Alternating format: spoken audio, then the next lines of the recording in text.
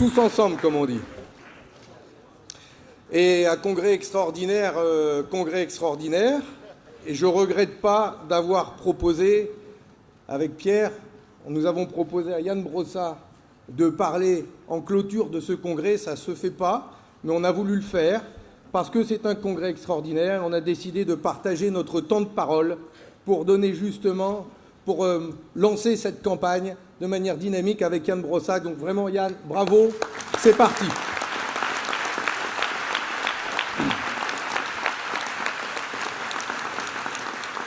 Alors, mes chers amis, mes chers camarades, depuis des semaines, des mois, notre parti est en mouvement. Les communistes discutent, débattent, amendent. Le Parti communiste vit comme jamais. Et le message que vous avez porté tous ensemble est très clair. Soyons unis et combatifs comme jamais.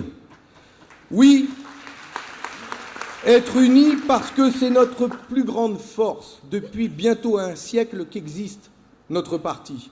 Nous avons toujours su, nous les communistes, nous rassembler autour de notre idéal commun, celui d'une société d'abord tournée vers l'humain et non livrée au marché financier. Nous sortons de ce congrès soudé, riche des multiples contributions qui ont donné à notre projet une cohérence et une force rarement atteinte.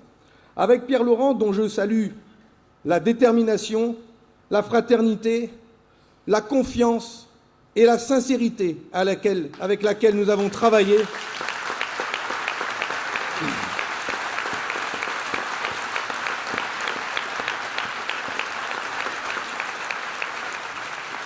Et avec vous, avec tous les militants, nous avons œuvré sans relâche pour aboutir à cette réussite qui nous rassemble aujourd'hui.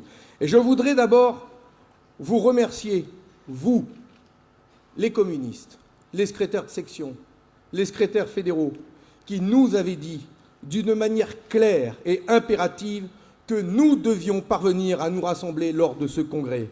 Alors voilà, nous avons réussi un exercice démocratique incroyable, quand d'autres partis se seraient déchirés, auraient explosé, mais pas nous, surtout pas nous. Oui, nous sommes prêts pour mener les combats, prêts à porter notre projet, prêts à être toujours plus dans les luttes comme celles qui montent dans le pays autour du pouvoir d'achat. Et je le redis ce midi, nous sommes résolument aux côtés des travailleurs, des retraités, assommés par la hausse des prix des carburants, qu'ils portent ou non un gilet jaune.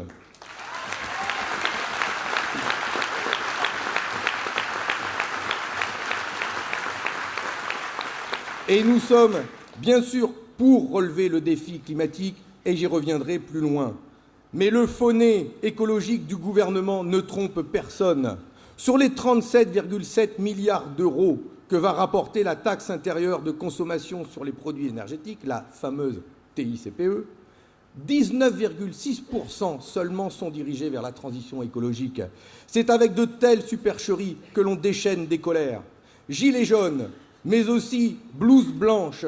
Oui, nous soutenons les infirmières en lutte contre le plan santé à travers le Tour de France des hôpitaux que nous menons depuis des mois.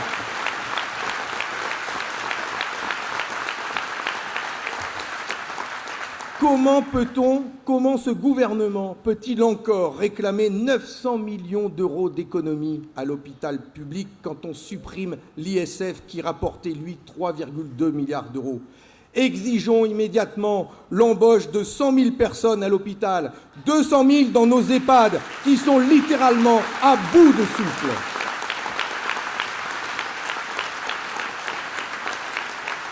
Autre service public en colère, celui de l'éducation nationale, où le personnel de la maternité à l'université crie sa colère de ne pas avoir les moyens d'exercer sa mission correctement. Et que fait ce gouvernement ? Des économies. Des économies, des économies, sur le dos à chaque fois de nos besoins vitaux. Les gilets jaunes, les blouses blanches, les robes noires de la justice, mais aussi les cols bleus de nos usines ont raison de donner de la voix. Car pour certains, ce sont des services publics de proximité qui disparaissent. Pour d'autres, c'est la feuille de paix qui fond.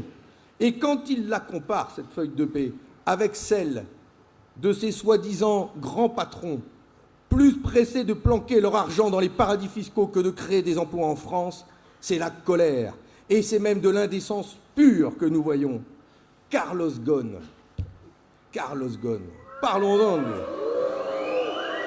Il a encaissé, et les chiffres vont sortir, on commence juste à voir la partie immergée de l'iceberg. Il a encaissé au bas mot 20 millions d'euros de revenus par an.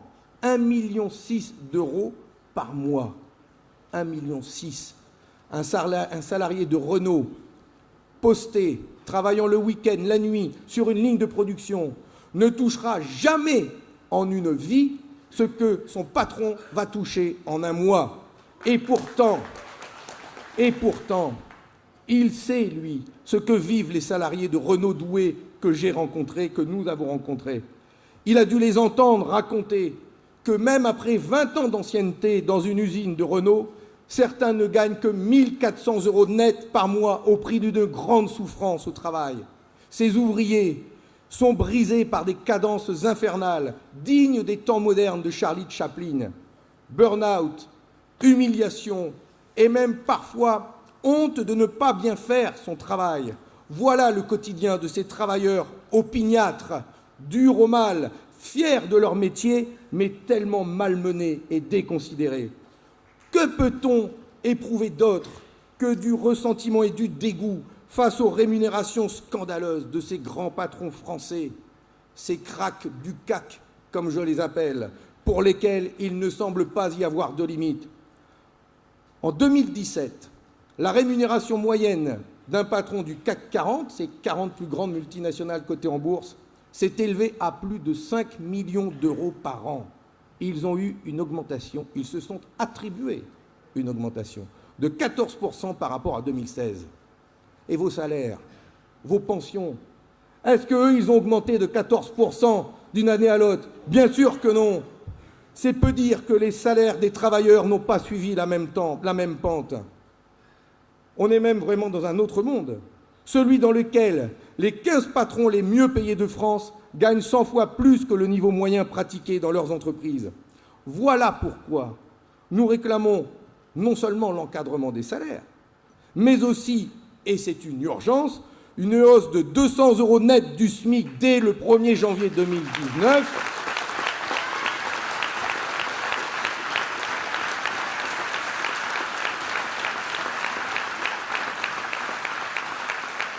Et nous ajoutons, pour être complet, que le gouvernement doit ouvrir rapidement des négociations pour une hausse générale des salaires dans le secteur privé comme dans le secteur public et la fonction publique.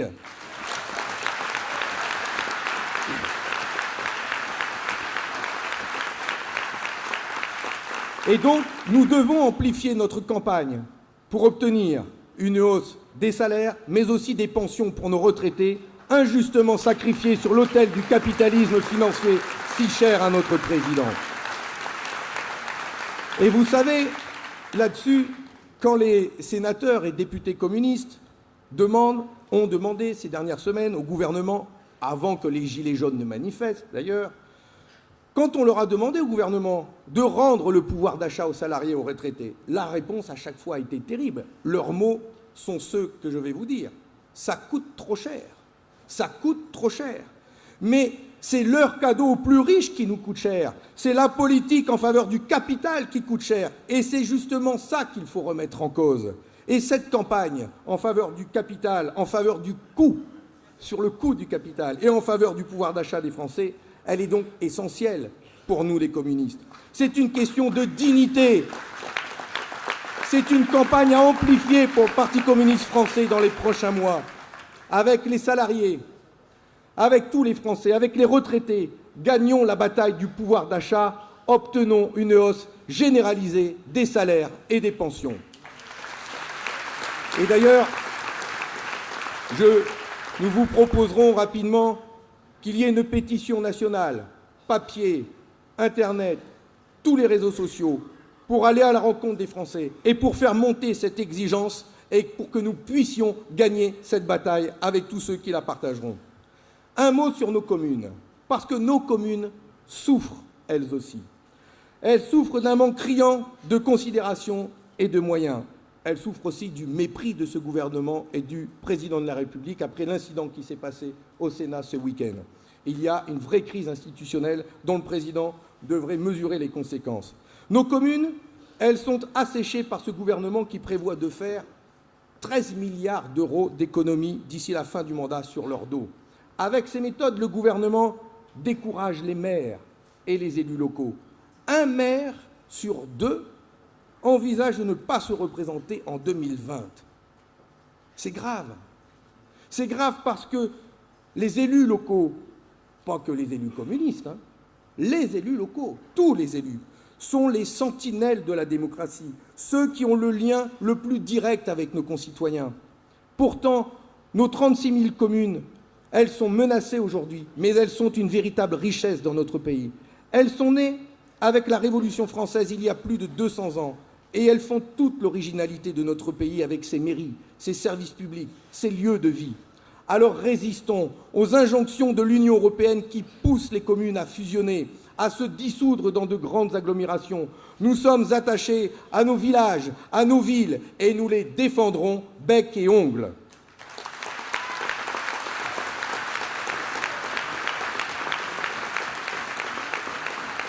Et que personne ne vienne nous dire que ce n'est pas possible parce que c'est un problème d'argent, d'économie, de dette ou de déficit. On connaît la chanson. Parce que la France, elle ne manque pas de moyens. Loin de là. Le problème, c'est que les richesses profitent qu'à une minorité. Une infime minorité qui prospère insolemment. Ce sont eux les véritables assistés de la République qui ont bénéficié ces dernières années de tant de largesse. Savez-vous ce qu'il pèse exactement dans notre société ? Eh bien, c'est écrit dans un rapport dont Yann a donné les chiffres tout à l'heure, un rapport que nous avons eu à l'Assemblée nationale, remis par la Cour des comptes, et qui est là. Dans ce rapport, il donne le nombre de contribuables qui étaient assujettis à l'ISF avant qu'ils disparaissent. Je vous donne les chiffres, on va être précis, ce rapport est à disposition pour tous ceux qui le veulent, notamment la presse. 358 198 redevables à l'ISF en 2017. Quand j'ai reçu ce rapport imprimé, j'ai regardé, curieux. Et là, j'ai vu le chiffre annoncé de leur patrimoine total taxable, c'est-à-dire l'argent sur lequel ils doivent payer des impôts. Patrimoine total, j'ouvre le rapport, et qu'est-ce que je lis ? 1 028 782 M. Et je ne savais pas combien de zéros ça voulait dire derrière. 3, 6, c'est énorme quand même. Donc, j'ai fait venir un collaborateur spécialiste un petit peu, parce que moi et les chiffres, ça fait 2. Le patrimoine taxable de ces 358 198 redevables est de 1 28 790 000 euros. 1 000... Qu'est-ce que je dis ? Je me rebourre encore, mais chez Pierre Krasuc. Il y a des traditions qui perdurent quand même. Et je ne vais pas vous le faire en ancien franc non plus. En euros. En euros. C'est 1028 milliards. C'est 1000 milliards. 1028 milliards pour 358 000 familles. 1028 milliards et on leur a fait cadeau de 3,5 milliards en supprimant l'ISF. Ça veut dire que si on le rétablissait, il leur resterait 1024 milliards et demi. De quoi faire un petit peu, quand même. Ça va bien.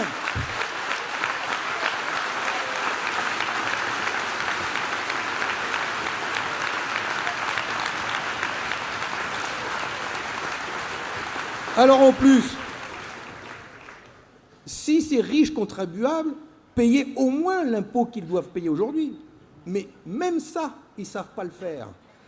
On les retrouve souvent, avec d'autres, pris la main dans le pot de confiture de l'évasion fiscale. Ils n'en ont jamais assez. Ils sont addicts à l'argent comme certains à la drogue et au sexe. C'est vrai. C'est vrai. Et c'est de pire en pire. Les riches n'ont jamais été aussi riches. Et l'évasion fiscale devient un véritable fléau mondial qui menace même l'existence des États, de nos démocraties, à force de priver nos pays de moyens financiers pour répondre aux besoins humains. 40% des bénéfices des multinationales sont transférés vers les paradis fiscaux. Il manque 100 milliards de recettes fiscales à la France tous les ans à cause de ce fléau, 1000 milliards à l'Europe. Et non seulement les gouvernements de droite, libéraux, laissent faire, mais en plus, ils se mettent d'accord pour continuer à taper dans notre pouvoir d'achat, vendre nos services publics et nous mettre en concurrence pour nous faire travailler pour des clopinettes. Voilà un des sujets que nous avancerons lors des prochaines élections européennes. Et nous exigerons, entre autres, la tenue d'une COP fiscale mondiale à l'image de celle qui a été menée sur l'environnement.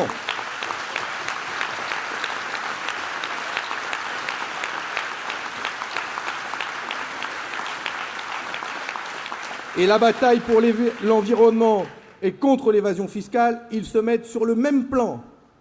Car si les gaz à effet de serre font des trous dans la couche d'ozone, l'évasion fiscale fait des trous dans nos finances publiques. Alors menons tous ensemble ce combat pour une fiscalité juste en France, en Europe et dans le monde. Autre idée, la France, deuxième économie de l'Union. Elle peut montrer l'exemple. À chaque fois, on nous dit c'est à l'échelle de l'Union européenne que ça se règle. Que nenni, la France peut prendre des dispositions. Soyons modernes, nous, les communistes, justement, et proposons un nouvel impôt pour lutter contre ces multinationales qui délocalisent leurs bénéfices à l'étranger. Ce gouvernement, il veut mettre en place, à partir du 1er janvier, et il va le mettre en place, le prélèvement à la source de nos revenus à partir du 1er janvier. Eh bien, pourquoi on ne mettrait pas en place le prélèvement à la source des bénéfices de ces multinationales avant qu'elles ne les envoient dans les paradis fiscaux ?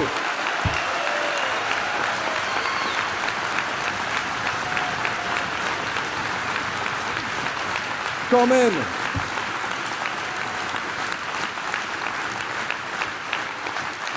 Et je vais vous dire, il faut que ces multinationales, tout simplement, pas moins, pas plus, payent le même impôt que nos PME, nos commerçants, c'est quand même le minimum. Et nous devrions dire, nous, communistes, que nos PME souffrent aussi et sont des victimes de ce système financier, de cette économie globalisée. Et le PCF du XXIe siècle doit aussi les entendre et s'en préoccuper.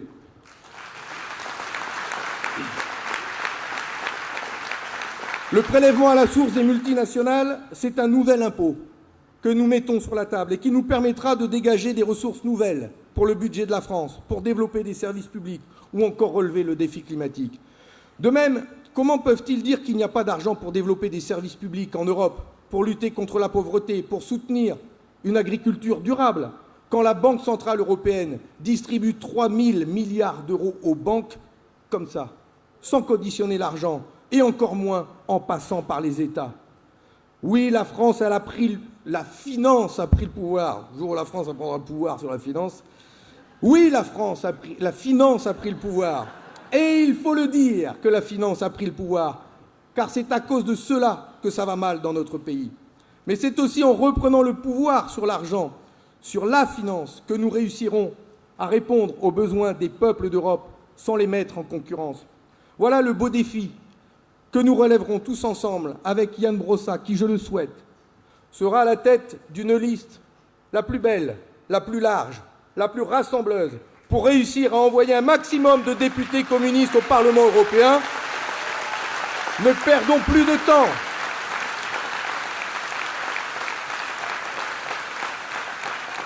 Ne perdons plus de temps et allons-y. Une partie de cette campagne et de son résultat se joue maintenant. D'ici la fin de l'année, nous devons multiplier les initiatives sur le pouvoir d'achat, les services publics, sur l'évasion fiscale, sur l'emploi et les travailleurs détachés. Oui, nous avons du pain sur la planche. Les luttes à mener sont nombreuses. Mais nous avons pour cela une force énorme et que l'on sous-estime. Une force considérable. Cette force, c'est la vôtre. Celle des 49 393 militants communistes qui sont notre incomparable richesse. Soyons fiers de ce que nous faisons, de ce que vous faites. Soyez fiers d'être des militants pour la dignité humaine, pour la fraternité, pour la justice sociale. Il en manque tant dans notre pays. Donnez du temps au service des autres pour défendre un hôpital menacé, une maternité de proximité, un bureau de poste dans un village, une usine. Donner du temps pour tendre la main à un homme en détresse, qu'il soit français, étranger ou réfugié, c'est tellement rare aujourd'hui. Mais c'est de notre ADN à nous, les communistes.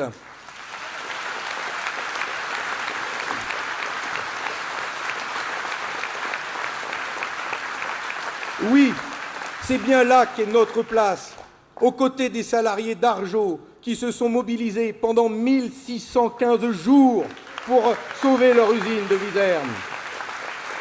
Aux côtés des salariés de GE Hydro à Grenoble qui se sont battus pour préserver des emplois quand le géant américain avait promis d'en créer plus de 1000 lors du rachat d'Alstom Power. Aux côtés des GMS Industries dans la Creuse et de tant d'autres contraints comme les Ascoval de chez moi à monter au front pour sauver leur entreprise. Ou aux côtés des familles mal logées ou des réfugiés traités comme des moins que rien. Soyons fiers. Soyons fiers, soyez fiers de notre engagement militant et de nos combats.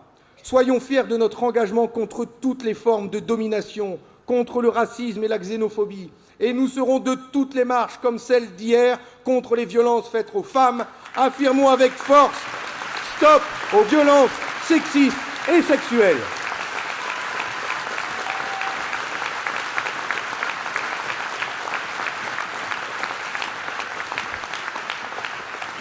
Nous sommes des militants de la fraternité, de l'humanité, du vivre ensemble, de ceux qui organisent aussi les banquets, les fêtes que nous tenons encore dans les villes, dans les villages, dans les quartiers, ceux qui arrivent à réussir ce pari incroyable et magique, unique, qu'est la fête de l'humanité.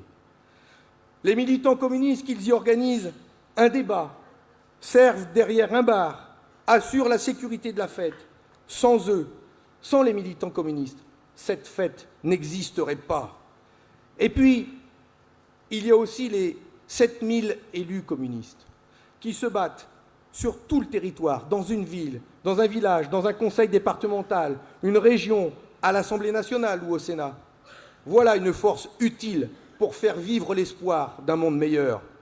Soyons fiers de nos élus, de ces élus qui donnent eux aussi un bout de leur vie, de ces élus qui, en plus, reversent une part de leurs émoluments, car notre but, à nous, c'est d'être utiles et surtout de ne pas changer une fois élus, de ne pas s'enrichir en se faisant élire.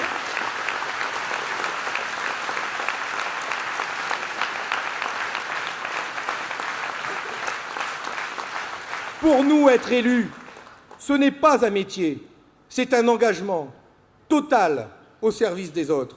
Alors cultivons tous les jours cet état d'esprit, cette capacité d'indignation, cette distance avec l'argent, cette disponibilité à passer du temps le soir pour organiser une réunion, à vendre l'UMA sur un marché, à rendre visite à un voisin en difficulté.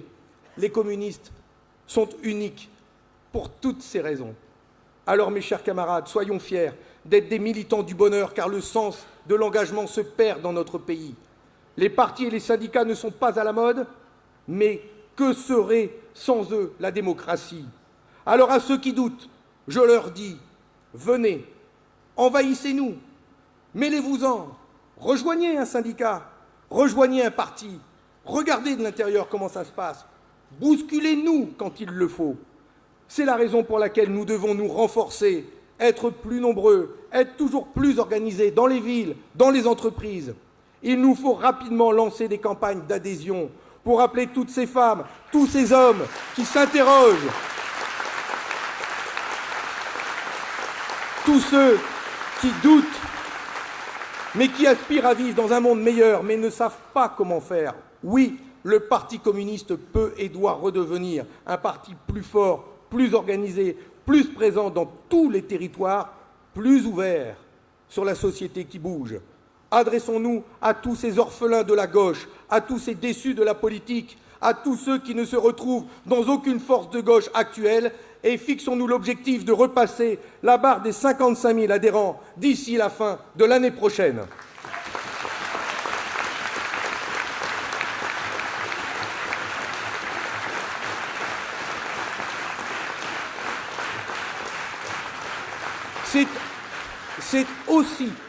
C'est aussi comme cela que l'on portera le mieux nos idéaux, d'une société plus juste et plus fraternelle, avec un parti plus organisé et la tête toujours dans les étoiles et les pieds bien plus ancrés dans la glaise. Un mot sur la paix dans le monde, parce que c'est un des sujets majeurs qui doit nous préoccuper aujourd'hui. Là encore, notre place est auprès de ces peuples en souffrance, de ces familles déplacées, harcelées, martyrisées, de ces enfants privés du si beau droit à l'insouciance, plongés dans les secousses d'un monde rongé par le repli sur soi, les égoïsmes et les nationalismes. Nous sommes à leur côté comme nous étions contre l'apartheid et derrière Nelson Mandela, comme nous sommes aujourd'hui toujours aux côtés des Palestiniens et de tous ces peuples qui demandent qu'à vivre dans la dignité et la tranquillité.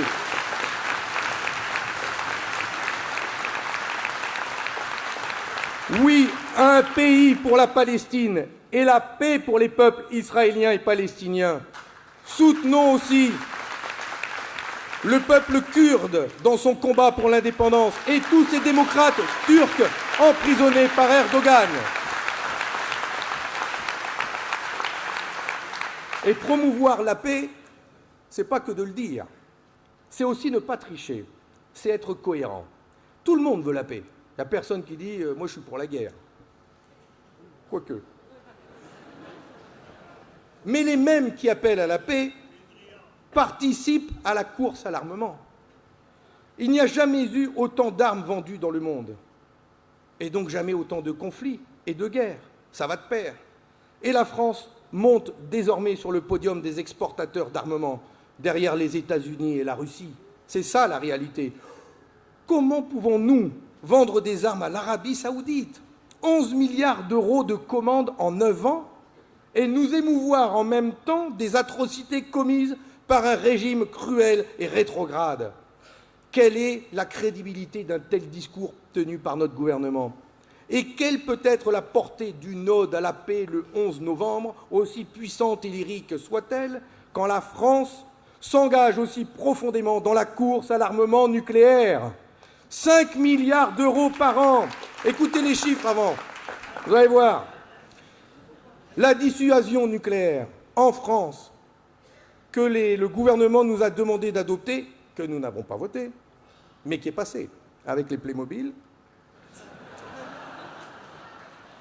La dissuasion nucléaire, 5 milliards d'euros par an de dépenses publiques, de dépenses de notre budget, 14 millions d'euros par jour. Retenez ces chiffres et répétez-les.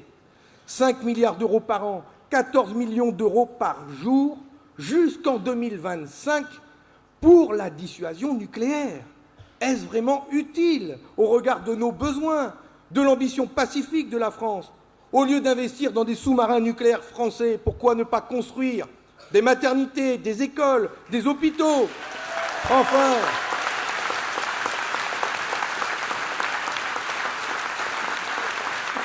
alors oui, le combat de Jaurès, dont on vient de fêter, pas fêter, à qui on a rendu la mémoire à l'occasion du dévoilement de sa plaque à l'Assemblée nationale, le combat de Jaurès, il est plus que jamais d'actualité. Et il doit être le combat pour la paix, le combat du Parti communiste français. Pour terminer, je voudrais mettre l'accent sur une question majeure qui doit figurer dans nos priorités.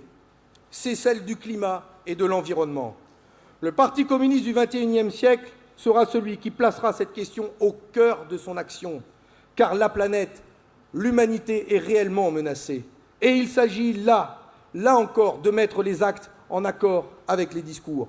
L'écologie doit être positive et non punitive, Monsieur Macron, accessible à tous et non réservée aux seuls urbains aisés. Comme l'a dit Nicolas Hulot, n'opposons pas les menaces de fin du monde et les fins de mois difficiles. Et dans notre pays, et on peut saluer l'engagement de Nicolas Hulot, mais dans notre pays, comment relever le défi climatique avec 9 millions de personnes vivant sous le seuil de pauvreté? La hausse des taxes sur l'essence et le diesel, c'est cela qu'il y a de plus injuste, car elle frappe surtout les salariés les plus modestes. Les riches s'en moquent, eux, de payer plus cher l'essence ou le diesel. En plus, ils se déplacent en jet ou en hélicoptère. Mais les ouvriers, les aides à domicile, les salariés des zones rurales, de montagne, comment font-ils, eux? Voilà pourquoi nous exigeons l'annulation de la hausse des taxes sur le diesel et autres carburants, et surtout parce qu'il y a d'autres voies à explorer pour réduire la consommation d'hydrocarbures et préserver l'environnement. Nous proposons ainsi de taxer le kérosène ou encore le fioul lourd des porte-conteneurs, remplis de marchandises d'ailleurs, fabriquées à l'extérieur et que l'on pourrait fabriquer ici. Ça s'appelle les circuits courts. Ou de manière exceptionnelle, taxons les bénéfices des compagnies pétrolières. Autre question, pourquoi la Banque centrale européenne ne prêterait pas à taux zéro aux États, pour commencer, pour tous les investissements que feraient les États en matière d'écologie? Voilà des recettes et des idées nouvelles qui permettraient d'engager rapidement cette révolution écologique que nous appelons de nos vœux. Et plutôt que de taxer les automobilistes, il faut réouvrir des lignes de chemin de fer au lieu d'en supprimer. Enfin, c'est le b.a.-ba quand même.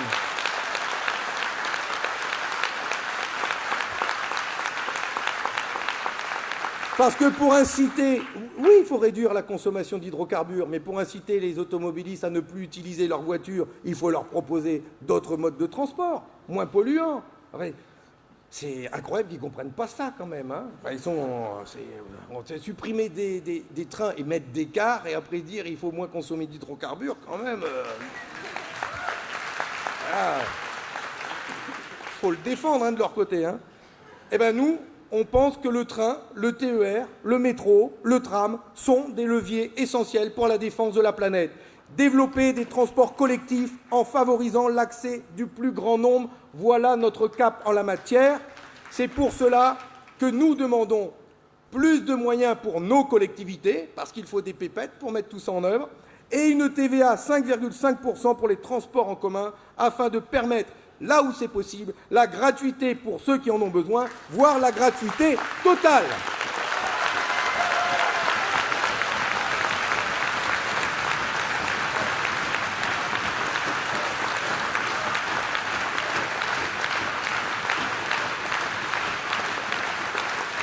Ça, faut que ça monte. Hein. Et, dernière petite idée, si on doit moins consommer de véhicules qui roulent à l'essence et au diesel, proposons des véhicules plus écologiques. Quand est-ce qu'on va véritablement sortir un véhicule écologique? Parce que les voitures électriques, sur lesquelles ils vont mettre l'accent, entre nous, ça va poser des questions pour l'avenir. Or, il y a des idées sur la table, et notamment il y a des camarades, la CGT aussi, qui travaille depuis des années sur un véhicule qui fonctionne à l'hydrogène, moteur qui existe déjà, pour les bus notamment. Ce moteur-là, à l'hydrogène, il fonctionne à l'air et à l'eau. Il n'y a rien de plus écologique. Quand est-ce qu'on va fixer l'objectif à nos constructeurs automobiles d'inventer ce véhicule écologique et accessible à tous ?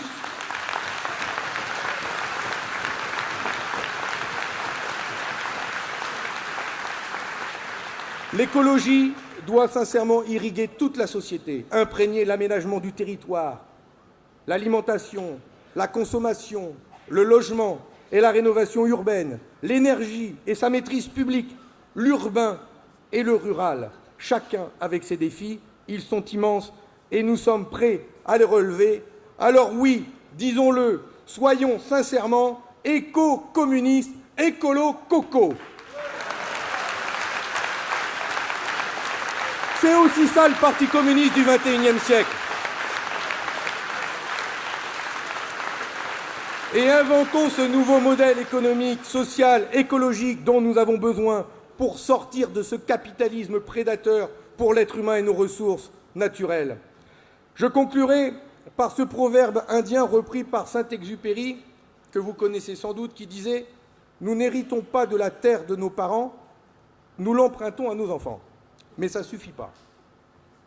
Il faut que nous puissions y ajouter et s'interroger, mais de quels enfants la terre va-t-elle hériter demain? Et c'est notre responsabilité, à nous, communistes, avec d'autres, d'y travailler, de créer les conditions pour que nos enfants, les enfants de demain, puissent vivre dignement dans une terre saine, mais qu'ils puissent eux aussi s'engager pour un monde plus fraternel, plus solidaire et plus respectueux de la planète et de nos ressources naturelles. Mes chers camarades, nous avons de merveilleux défis à relever tous ensemble. Le monde change, le capitalisme s'adapte, toujours. Le Parti communiste et ses militants doivent s'y préparer.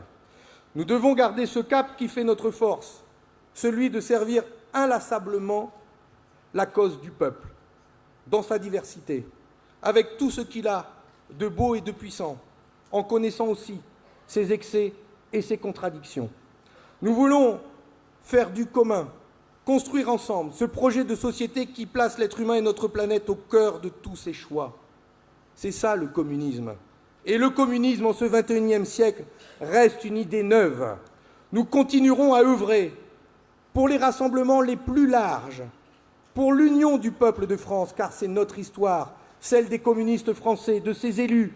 Et c'est certainement là la grande différence que nous avons avec beaucoup d'autres forces politiques, notamment de gauche. En 1936, avec le Front populaire, en 1940, dans la Résistance, en 1945, en participant au gouvernement du général de Gaulle pour reconstruire une France exsangue, en 1968, avec les syndicats et les étudiants, en 1981, avec l'Union de la gauche, en 2005, dans un front très large pour gagner le référendum contre le traité constitutionnel. Le Parti communiste français a été de tous ces grands moments de l'histoire de France pour gagner avec d'autres de grandes conquêtes sociales. Unir,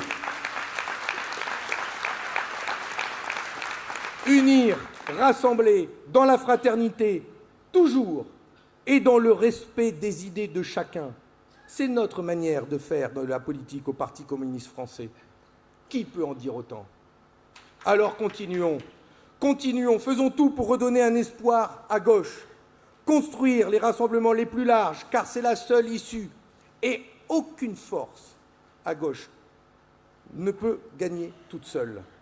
Oui, il faudra s'unir et continuer avec un Parti communiste plus fort, plus influent, plus combatif, pour montrer qu'il existe dans notre pays une force politique originale, sincère, combative, ouverte, qui porte les idéaux de paix, de partage et de fraternité dans tous ses combats. Ayons les bras ouverts pour travailler avec tout le monde, avec toutes celles et ceux qui veulent sortir du capitalisme et construire un nouveau monde libéré de la finance. Adressons-nous aux ouvriers, aux instituteurs, aux commerçants, aux paysans, aux infirmières, à toutes celles et ceux qui sont prêts à partager ces combats. Ouvrons une lueur d'espoir dans notre pays, avec, dans notre tête et dans notre cœur, un seul mot d'ordre: l'humain d'abord. Vive le PCF, vive la République, vive la France!